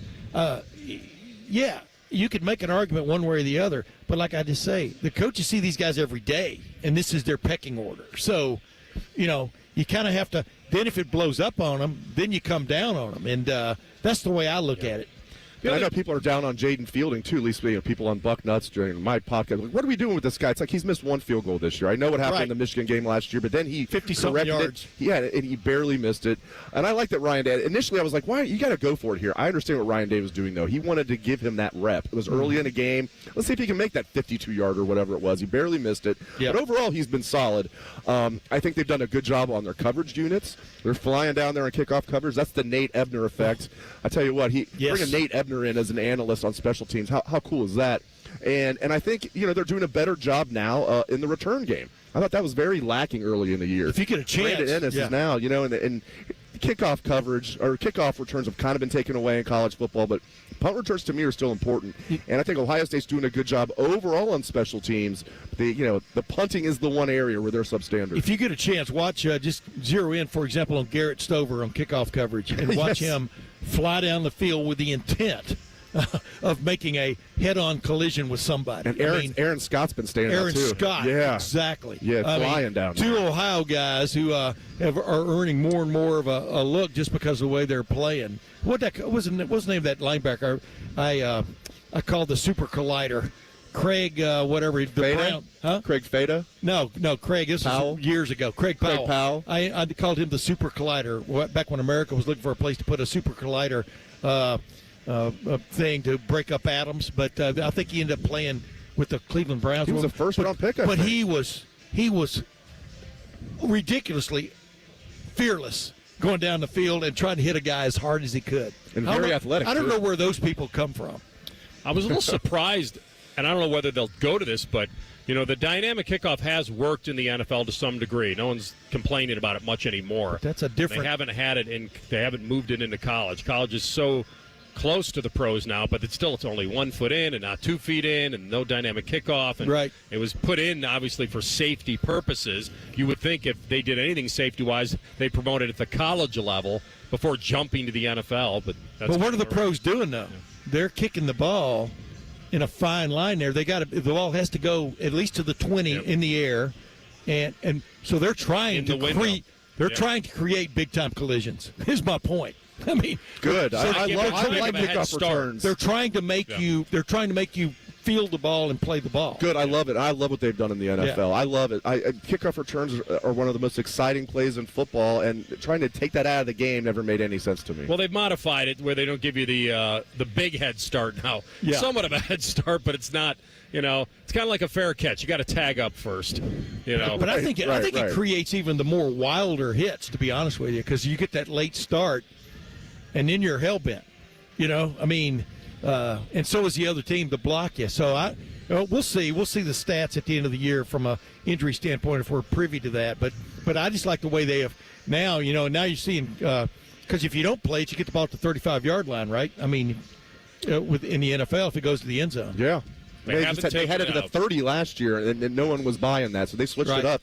And now everybody is returning kicks. I love it. All right, we will update the spread on this game when we come back, tell you where the smart money is with Scotty Vegas. This is the Toyota Fan Tailgate Show presented by Mountain Dew on 10 TV and The Fan. Question from a listener: do you dopes ever get tired of talking about Ohio State? No. The Buckeye Show. Weeknights at 6. The Fan. Hi, Bob Capace from Worthington Jewelers. Coming up, more football talk on The Fan. That's right, Bob. And just like our hometown team, Worthington Jewelers is all about tradition, family, and winning moments. Celebrate your victories with us, your hometown jeweler, Worthington Jewelers. Hey, Columbus. It's Lorenzo Stiles Jr., Ohio State student athlete. It's football season, and just like on the field, success starts with the right game plan and the right team. That's why I'm proud to team up with Monogram Homes. They're the true custom home builder, bringing precision, creativity, and attention to every detail, just like we do on Saturdays. If you're ready to build, don't settle for standard. Go custom. Go Monogram. Visit monogramhomes.net to start building today. Monogram Homes. A builder you can trust. At Kemba Financial Credit Union, we care about you. Consumers like you say they don't want monthly fees for checking, and we listen. Introducing hassle-free checking with no monthly service fee. Use it as an easy place to deposit and transfer your money, along with your everyday banking needs. Plus, Kemba's expansive digital banking services make it easy for you to bank how you want. At Kemba, we're always thinking of ways to put you and your finances first. Visit Kemba.org. Federally insured by NCUA. Restrictions apply. We're back to football talk, but before we kick off, a quick thanks to Bob and the team at Worthington Jewelers. Thanks, Common Man. Whether it's game day or every day, we're here to help you celebrate life's biggest moments. Worthington Jewelers, your hometown jeweler. What he said. Taking out the trash. Hey, Columbus, this is Zach Bourne. And Jacoby Bourne. When it comes to waste service, you want a team that knows how to deliver under pressure, just like Saturdays in the fall. At Bourne Brothers Waste Services, our team is built on toughness, teamwork, and consistent execution. We're the most reliable and customer service-focused waste company in Central Ohio. Whether it is recycling, trash, construction waste, roll-off containers, front loads, or compactors, we have it handled. Call now or visit BourneBrothers.com and let us tackle your waste needs. Taking out the trash. Country music's biggest selling superstar, Luke Combs, presents My Kinda Saturday Night Tour. Sounds like my kind of Saturday night. Luke Combs, live in concert in Columbus, playing at Ohio Stadium, Saturday, April 25th, with special guests Dirk Bentley, Ty Myers, Jake Worthington, and Thelma and James. Get tickets now at lukecombs.com. The Ohio State University Army ROTC isn't just a curriculum. It's more than just a path to a degree. For more than 150 years, we have been forging tomorrow's leaders. Here you will find your purpose, your mission, your ROTC family. At Ohio State, you're not just joining Army ROTC, you're stepping into a history of excellence that spans generations. Learn more at arotc.osu.edu. Buckeyes lead the way. Plumbers, pipe fitters, welders, and HVAC techs. It's time to get what you deserve. Join a team that offers better wages, secure pensions, employee-paid health care, and free training and continuing education. Apprentices, you'll earn while you learn. No student debt, just a solid future. It's more than a job, it's a career. Visit UALocal189.com and take the first step today. All your favorite and least favorite fan shows are available wherever you get your podcasts. Just type in 971 The Fan to the search bar and hit that subscribe button. It's free. We're the land of the free and the home of the sunburnt, freckled fat guy. Do it now. Fan weather. From the Logan AC and Heat Services Weather Center. We're tracking mostly sunny skies and warm temperatures up to the low 80s here for the afternoon. As we head into tomorrow, we are tracking some big changes as we get showers and thunderstorms rolling through, and that could produce some heavy rainfall and some gusty winds here through the day. Highs only in the 60s here on your Sunday, and the cooler weather will stay here as we head into next week. I'm meteorologist Aaron White here on 97.1 The Fan. Catch T-Bone and Tyvis weekday mornings from 6 to 9. If you're not completely satisfied, we'll rewind time and erase your brain. For real, The Fan. This is the Central Ohio Toyota Dealers Tailgate Show. Visit Toyota.com. Toyota, let's go places. And presented by Curtis & Associates and Mountain Dew. Your forever flagship home of Ohio State athletics. The Fan. All right, back at Hollywood Casino Columbus. 4 in the armored car now. Got Scotty Vegas over there. Throw me that football, brother. Give me a little toss over here. There you go. 37-0, Scotty. That was the score last week. Wisconsin against Iowa. Things don't get any easier for them with the number one team coming in. But, you start thinking back to some brutal showings. And Wisconsin, that's the worst game of the season. It may be the worst game in forever because it was a home Big Ten team, a home Big Ten game, and they lost it, and they got shut out for the first time at home in a Big Ten game, I believe, since Jake and Elwood Blues were tearing through the streets of Chicago, 1980. It's been a long time. But the spread I found interesting as we welcome you in. Started at like 27.5 and then got bet down. Why? Yeah, so on Sunday, Dave and I like to guess at what the spreads are going to be. And before it came out, we were kind of in that 4-touchdown range. You know, we had a guess at 28. We thought it'd be between 28 and 31. And it ended up coming out at 28.5. And we're like, oh, we're feeling pretty good about having that right. And I'm sitting there and I'm thinking, I'm going through Wisconsin's schedule and looking at who they played and the point totals they've put up, and their offense is horrendous. So it's really hard to see Wisconsin scoring enough points to keep this within a 4-touchdown game. In fact, their over-under point total, team total for Wisconsin, is 7.5 today. So that's the over-under number on how many points they score. And to be honest with you, I'd be shocked if Wisconsin gets to double digits as far as points go. And so for me, looking at this spread, I'm looking at it and I'm like, well, I assume Ohio State's probably going to put up about 38 points on their own. And I don't see Wisconsin getting to double digits. So I have a hard time. Like, I don't see how this is anything below a 4-touchdown spread. Well, Illinois, it took them. They did get to double digits, but it was a challenge. Yes. And they had a much better offense Way than better Wisconsin offense. had, especially Way with better. Altmaier. I said at the beginning of the show to these guys, to Tim and Dave, that I thought maybe it got bet down for a few reasons. One, that maybe there was an anticipation that the weather wasn't going to be very good midweek. It was supposed to be very rainy. And the other thing is, Wisconsin got into a deep hole thanks to turnovers, not anything necessarily that I was doing to them specifically. They were shooting themselves in the foot, backwards passes that stayed in the field of play. Yeah. And so if they could reduce those turnovers, and then you add if there was going to be a rainstorm, then maybe. But now we don't have that. It should be a good day. Well, and what do we always say about good teams, right? Good teams win the games. Great teams cover spreads. And guess what? Ohio State has been covering spreads at an 5-1 unbelievable. Yes, 5-1 this year. And that one, by the way, was by a half point to OU, right? So if you go back to the Ohio State-Michigan game last year. Ohio State is 9-1 against the spread in their last 10 games, with that one being by a half point to OU. And the amazing thing to me, guys, is when you're looking at all these teams and you're saying great teams cover spreads, Ohio State isn't just covering these spreads by a field goal or just barely getting by.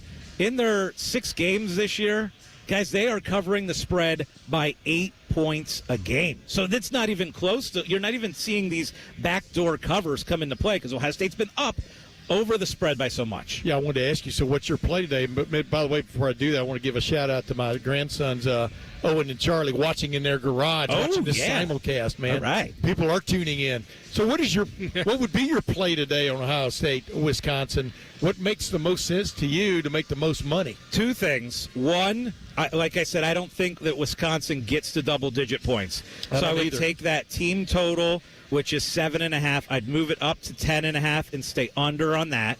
That'd be my one way to play it. And then the other way, honestly, guys, I'm shocked that this line is below 28. And I wouldn't mind moving Ohio State's line the other way, moving it to Ohio State minus 27.5, because I think they win this game by 4 touchdowns or more. This is the largest underdog Wisconsin has been at home for as long as the records show. Previously, it was 1991 against Iowa. They were 17.5-point underdogs. 25.5 today. And I agree with you. It feels like it's too low. Right? It's crazy how far Wisconsin has fallen. I feel bad for Luke. We all love Luke Fickell. It'd be one thing if this was year 1 or year 2. Year 3, and this is the product. And I know he's kicking himself for bringing in Phil Longo and going away from what Wisconsin's like bread and butter was. So a power running game, big offensive lineman. Yeah, we're going to throw it a little bit. We're not going to air raid it and play good defense. He went away from that. Then was started over this year. They have a tough schedule. Man, how the mighty have fallen. I hate to do this because we all at this table really like Luke Fickell and obviously the connections with Ohio State and playing at Ohio State and all that stuff. However, guys, there are odds out on who the next football coach to be fired is going to be. And he's at the top of the list. He's 2-1 to be the next college football coach fired. Billy Napier also on that list at plus 250. Mike Norvell, Hugh Freeze, those are guys that are up there. And we hate to see it, right? But this era, this Fickell era in Wisconsin, it's been a mess. It really has been. And you worry about a day like today, how this could honestly get out of hand. Well, sub 500 over his 3 years right now. The other part of it is, and none of us would know this, is whether these Badger boosters want to have any part of another buyout. because they owe him $28 million. They send him packing. I know that seems like in this era, quick call to the richest alum on the list. Hey, what do you want to do? Do you want him out or not? The cheese curd king of the world. That's the way. That's the way to get out of it. All right, Anthony, your Indiana Hoosiers though are paying $11 million for your head coach. Can you believe that? No, I can't. It's the biggest part of the story. It's not that whether he really deserves that amount of money. Is he that good? It's whether Indiana decided to swing for the fences and say, you know, this is our one shot in this era. We've tasted the playoff. Can they get over the hump and win a game? And they're going for it. They want him to retire. But oh my goodness, if it blows up on them, they've got that big buyout thing staring at them. Fully guaranteed unless he's fired for cause. Yeah, I think Indiana did the perfect thing. Yeah. I mean, what Cignetti has done at Indiana is flat out amazing. As he said at Big Ten Media Days last year when everybody was laughing at him, his first year, 2024, he said, you know, Google me. I went everywhere I've gone. And people were laughing at him. Reporters were laughing, giggling at him. They're not giggling anymore, and I think that was a wise decision by Indiana. I also think, even if the money was a little less, I think it was a wise decision by Cignetti, because why go to, for example, Penn State with all the pressure there? You're already a legend at Indiana. Heck, if they build a stadium 20, 30 years from now, it might be Cignetti Stadium. They don't have to wait for Ohio State to come there to play a home game and get their stadium picture. They've got to take some swings. I think I want to be a realist and say, 17-2 is an amazing start. His JMU players, the culture was built originally in his first year. And then the fact that he goes to Autzen and wins that game after Mendoza throws a pick six. Most Indiana teams would have shriveled up and said, that was our chance. We blew it. They answer with a touchdown, win the game. It's the biggest win in the program's history since they came to Columbus in 1987. It's the absolute biggest win they've ever had. And in that this one amount was of time. bigger because that Ohio State team wasn't very good in 87. Because Oregon was ranked, well, they were top 10, I believe. 87? That was Spielman's crew. Yeah, not 88 you may be thinking about. Well, 87 was Earl Bruce's last year. They weren't that good in 87, or he wouldn't have got fired. They were worse than 88. Oh, by the way, you look up the Heisman Trophy odds now because we saw Carson Beck have a terrible game and Miami lose last night. He was right at the top of the Heisman numbers. Now, who's on top? Mendoza. Yeah. He is the favorite right now to win the Heisman Trophy. I've been surprised by this as far as the Heisman odds have not changed very much on Jeremiah Smith. The fact that you can still get him at 13-1, and we're here at the casino. I was just over at that kiosk looking at these odds, and it shocks me that Jeremiah Smith, and I talked to Justin, who's the sportsbook manager here, and he said we're not taking a ton of Heisman Trophy money on Jeremiah Smith, and he's surprised by that. Well, he's got to have a game. I mean, he hasn't had that. Yeah, he's had a couple of big catch games. Yeah. But the thing about being the quarterback is Fernando Mendoza is now part of Indiana lore. And by the way, in 1988, the morning after that game when Ohio State lost its second straight game to Indiana, and this is why I'm giving you a warning here. My lead in the Columbus Dispatch that next day was a new day has dawned in the Big Ten. Indiana just beat Ohio State for the second straight time. Well, the new day hadn't really dawned. It was kind of an eclipse. So Mendoza, I grabbed during that Illinois game. I took it in the first half of that Illinois game at 30-1. Now he's plus 250. So he's a co-favorite with Simpson now to win the Heisman Trophy.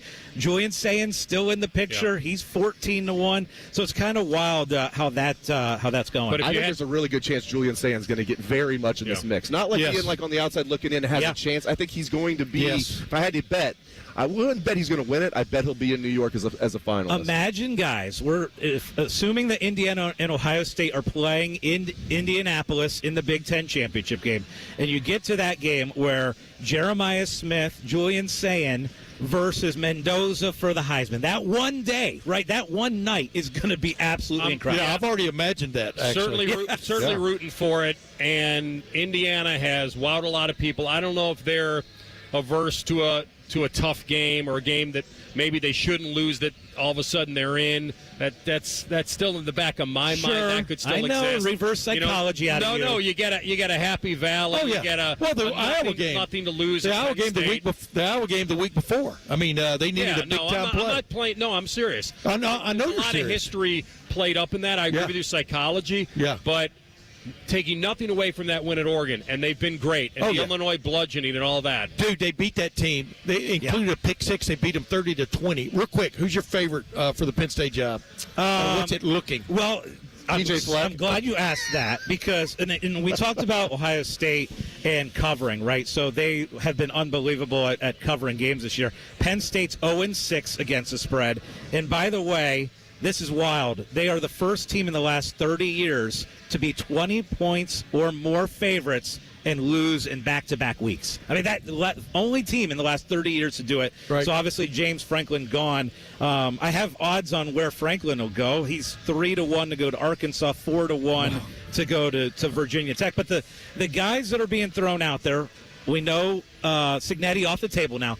Matt Rule is currently the betting favorite, despite the fact that they got destroyed last night by Minnesota. But yeah, Matt Rule plus 150 to go to Penn State. Joe Brady plus 150, and then you got Fran Brown 5-1. Those are your leaders. Wow. Can you imagine if they replaced James Franklin with Matt Rule? You're going to go from one coach that can't win a big game to another coach that can't win a big game. A mediocre big game. He can't even win mediocre games a lot. It doesn't feel like, I mean, that's obviously, one of the obvious choices, but I think maybe they're going to take their time now and really try to tap into that unknown next up-and-coming guy and see if that can. By the way, the people that really want Franklin to get a job is Penn State. They'd love him to get a job somewhere. Aren't you proud of what Indiana did with Cignetti? Incredible. You get, just like Ohio State when they hired Trussell. Swing for the fences. Guys, I got a gift that I got to give to Dave Biddle real quick. He has been on fire in his baseball betting, Thursday night football betting. Like here at the casino, he's walking up to that counter today, and they're going to hand him hundreds of dollars of bills. So you wear that with pride. Dave, you've been killing it in the betting. It's no mistake we're right across from the high limit rig. Let's go, baby. Come on. Keep her going. I will. You look good in that hat, too, man. You look good in that hat. Yes. No coolers here. Okay. Keep it going. Keep it going. All right. I'll try. All right. We come back with any key injuries for Ohio State going into this game today. We'll have the latest for you next on the Central Ohio Toyota Dealers Fan Tailgate Show on 10 TV and The Fan. We're known for three things: games, conversation, and Common Man yelling about things only he cares about. The Fan, Ohio's sports destination. This time of year, it's all or nothing, and Toyota's got all you need during Toyota Truck Month. Now through November 3rd, get 1.75 APR financing or $3,000 customer cash on a powerful new 25 Tundra. Excludes TRD Pro. Or lease a 25 Tundra SR Crew Max for $409 a month for 36 months with $39.99 due at signing. With approved credit through TFS. Tax, title, and license extra. Call 1-888-36-TOYOTA for details or go to Toyota.com. Toyota, let's go places. Hey Columbus, it's Lorenzo Styles Jr., Ohio State student athlete. Football runs deep in my family. My dad played here, and my brother and I are proud to carry on that tradition. At Monogram Homes, family matters too. They treat every homeowner like one of their own, building with care, precision, and pride. Monogram doesn't just build houses, they build homes, crafted just for you. So whether you're starting your first home or designing your dream space, Monogram Homes has got your back every step of the way. Visit monogramhomes.net to start building today. Monogram Homes, a builder you can trust. Game day glory starts here, Columbus. The 2025 Polestar 3 long-range dual motor is built to win, delivering Scandinavian luxury, cutting-edge design, and up to 350 miles of range. Right now, lease yours for $699 a month for 36 months with zero due at signing. Visit Polestar Columbus on the Buyers Imports campus by the airport, the only place in Ohio where you can see, feel, and drive the difference. Monthly lease payment of $699 per month for 36 months. Offer expires November 2nd, 2025. See dealer for details or visit polestaroffers.com. Football season is here, and so is tailgating season. Are you ready? If not, let Columbus Car Audio and Accessories help you get the latest and best accessories for your ride. Upgrade your sound system so everyone around can hear what team you're rooting for. Add mobile video and never miss a game on the road. Add style and privacy with window tint, and avoid scraping ice this winter by adding a remote starter. Choose Columbus Car Audio and Accessories when it comes to customizing your ride. Morse Road near Easton, Main Street in Reynoldsburg, or columbuscaraudio.com. Columbus, the Blue Jackets schedule is out. And you can lock in your seats with ticket plans starting at just 11 games. Don't miss a moment of the action. Visit bluejackets.com. Drive your dream car home today, no matter your credit history. Hey, it's Phil here at Capital Ford of Columbus and Whitehall. We proudly accept all credit types, good, bad, or none. Get pre-approved in minutes and hit the road with confidence. Get your new ride today.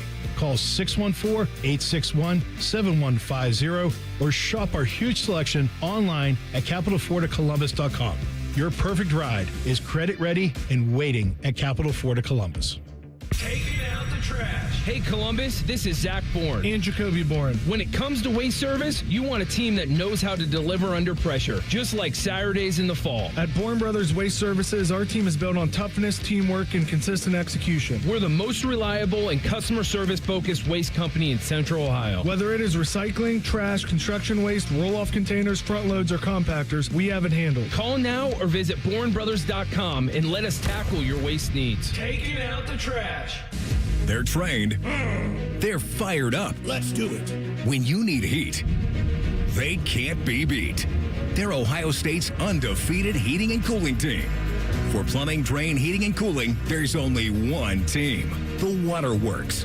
Better care, better value, better results. Call the Waterworks at 614-232-2222 or visit them online at thewaterworks.com. A proud sponsor of Ohio State Athletics. Columbus, the Blue Jackets schedule is out. And you can lock in your seats with ticket plans starting at just 11 games. Don't miss a moment of the action.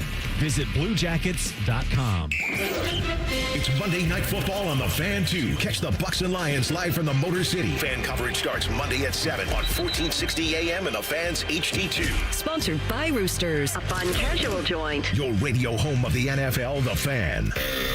This is The Fan's Game Day Scoreboard. This game day update is sponsored by Mutual Federal, proudly serving Columbus with personal and business solutions at mutualfederal.com. And I'm Cole Bartemus. We are now just under 2 hours away from number 1 Ohio State taking on Wisconsin from Madison. Catch it on 10 TV. And we are approaching halftime in the noon slate. This is the first time I'm updating you with a Vanderbilt lead. Number 17, Vanderbilt has a 14-13 lead. Georgia Tech and Duke are now tied at 7. Duke's left 10 points on the field. They fumbled on the one and they messed up a field goal. So a 7-7 tie is not where they want to be. And Oklahoma, number 14 Oklahoma, that is, they have a 7-0 lead in South Carolina. Michigan had a 7-0 lead over Washington for the longest time. Washington just got in the end zone. That one's tied at 7. Both teams in that one have missed a field goal. And stick around later. We have 3 night games, all ranked versus ranked. That was one hell of a game, huh? Start ringing that victory bell. This is the Central Ohio Toyota Dealers Tailgate Show. Visit Toyota.com. Toyota, let's go places. And presented by Curtis & Associates and Mountain Dew. Your home for Ohio State athletics, The Fan. It's time for the keys to the game. Sponsored by your Central Ohio Toyota dealers. Visit Toyota.com. Toyota, let's go places. All right, back in the Tailgate Show. Keys to the game sponsored by your Central Ohio Toyota dealers. Visit Toyota.com. Toyota, let's go places. We talked about what this Wisconsin team was going to be before the year. Not great. Their schedule was murderous. We kind of knew this was... I don't know if we knew it was going to be this bad, losing 37-0 to Iowa at home at night. That we didn't predict. But we didn't think this was going to be a great season for him. And they kind of knew it going in. That's why I'm wondering whether Luke Fickell is walking this tightrope of, no one's shocked you're losing, but you got to avoid being embarrassed. And they were last week, and here comes the daily double with Ohio State potentially. He also thought he'd have the Maryland transfer, Billy Edwards, the quarterback, who, by the way, wasn't a quick fix, but it was something he thought would maybe stabilize at the quarterback. And now he's going to Hunter Simmons, who is a senior, but man, his numbers were atrocious last week. And then the other thing is Wisconsin's used to having, maybe we can hang our hat on a running back that's a household name. And right now, where's that? So all they really have is this run defense that on paper seems okay, that was gashed last week. It does set up for a pretty good Ohio State win this week.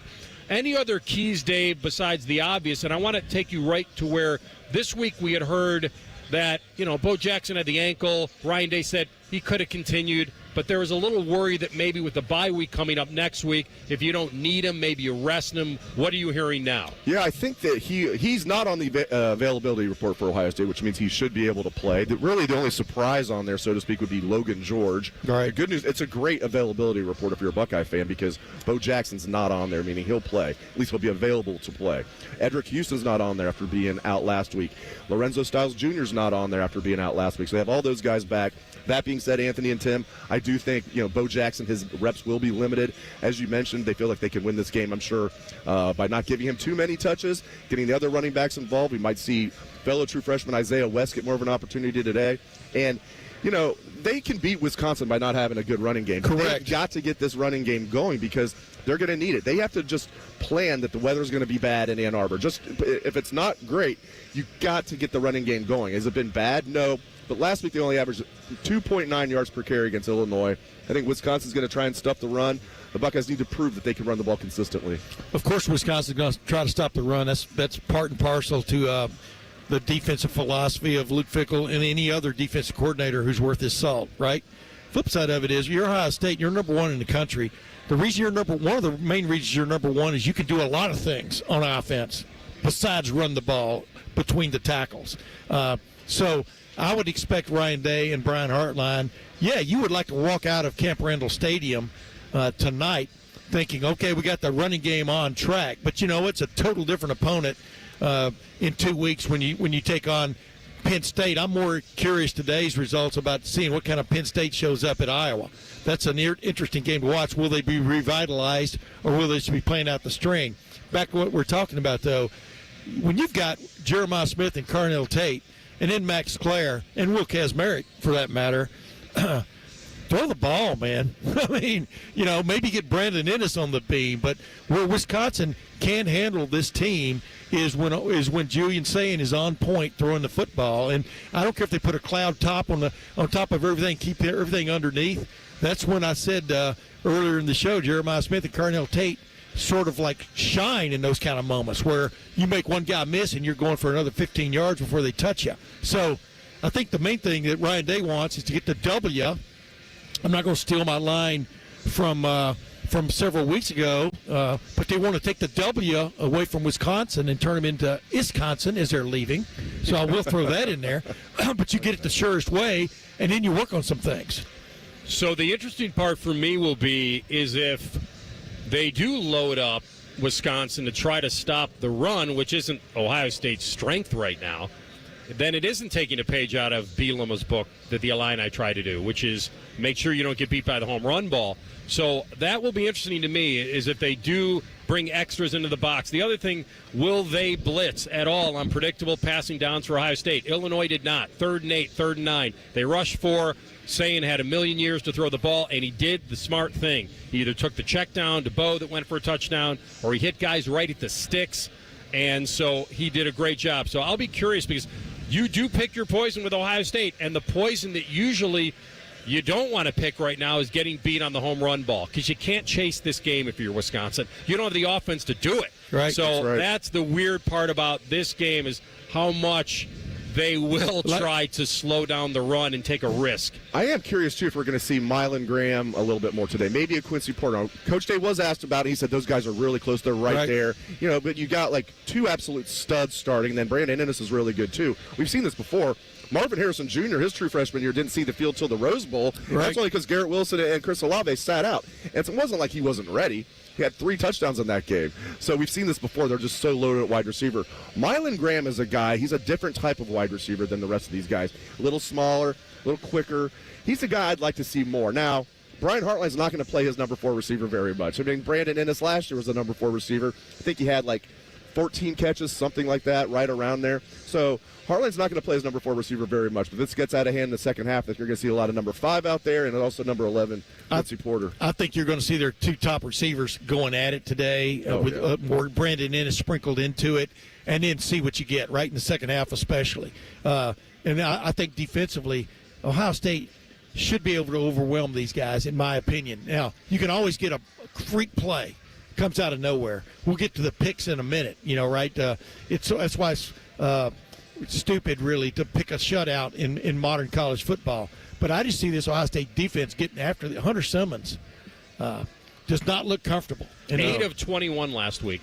They have not completely. No, he said he's going to start, but they have not, to my knowledge, they have not completely ruled out Billy Edwards Jr. Right? They said we don't have a timeline for his return. Everybody up there expects Hunter Simmons though to get the start. Yeah. Oh yeah. They've already said that Simmons is going to start, but I do wonder if they wanted to keep this under wraps, and maybe Billy Edwards Jr. would be available today. I don't know. It wouldn't shock me based on a quarterback that was 8 of 21 for 82 yards and 2 turnovers last week. Put Anthony Rothman in there. Hey. Seriously. I can hand the ball When in off. doubt, air it out. That's right. All right, we were going to come back with those score predictions that Tim teased there in a final check-in in Madison with the voice of the Buckeyes, Paul Keels. This is the Central Ohio Toyota Dealers Fan Tailgate Show. Visit Toyota.com. Toyota, let's go places here on 10 TV and The Fan. An encyclopedic knowledge of sports and other random things you may or may not care about. I think I found my mentor. Rothman and Ice. Weekdays from noon to 3. The Fan. Our clients deserve for us to care, and they deserve to feel serviced. They have questions, and they deserve answers. We're counselors first because I'm not selling them anything. I'm trying to teach clients how to protect themselves. At Curtis & Associates, we're personal injury attorneys. We've helped and continue to help hundreds and hundreds of clients every year. That's important to us. If you've been injured in an accident and it's not your fault, call now. 614-GOT-HURT. That's 614-GOT-HURT. Curtis & Associates. Attorneys who care. Around here, it's all or nothing. And Toyota's got more all-wheel drive choices than anybody. Now through November 3rd, get 4.75 APR financing on remaining new 25 Corolla gas models. Excludes GR and Corolla Cross. Or lease a gas-powered 26 Corolla LE for $209 a month for 36 months with $36.99 due at signing. With approved credit through TFS. Tax, title, and license extra. Call 1-888-36-TOYOTA for details or go to Toyota.com. Toyota, let's go places. Sonic Temple Art and Music Festival returns May 14th through 17th, 2026. The Black Parade is coming to Columbus with My Chemical Romance. And just announced, Bring Me the Horizon. Every sky will build my friend.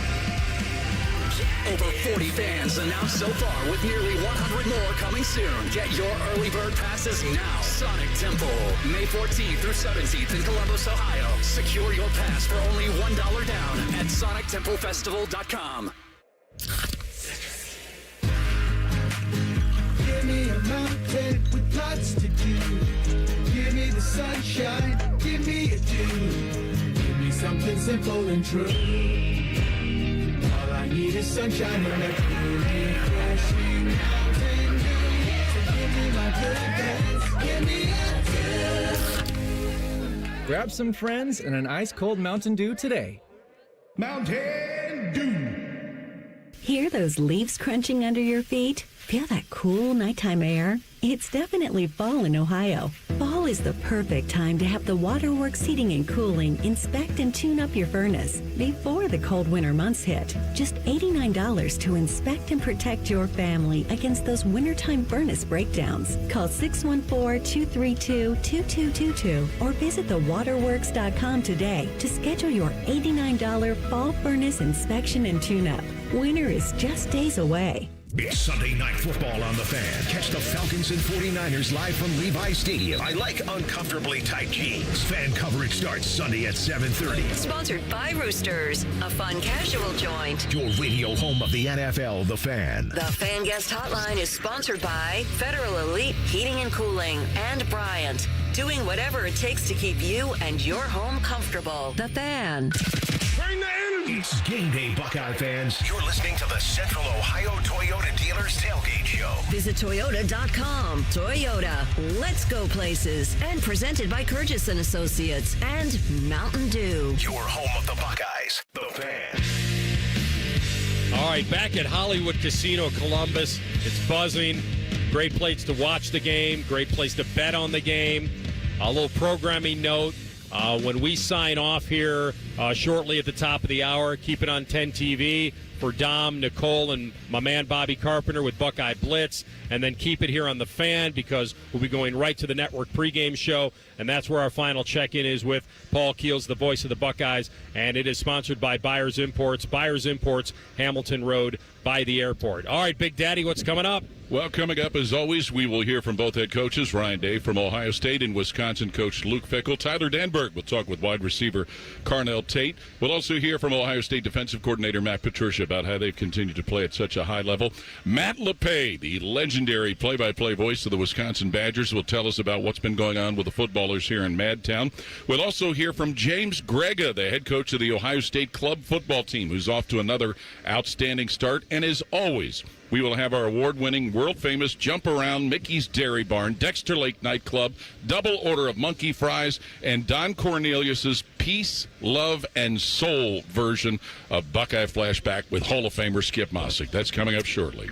All right, looking forward to it, Paul. Thank you. Enjoy. The House of Pain has been maybe the House of Pain more for the Badgers lately, and maybe that will continue. Did you mention Dairy Bar in there? Mickey's Dairy Barn, yes. Yeah, Mickey Dairy Bar. Absolutely, right, man. I waited in line 2 hours. I will never wait in line 2 hours to have breakfast again. You went hungry. Yeah, no, I just went somewhere else. Oh, I thought you said you actually stayed there. As I said on your show the other day, there's only so many ways you can cook eggs. You know what I mean? That's true. Paul, enjoy the call, man. We'll Absolutely, man. Big Daddy.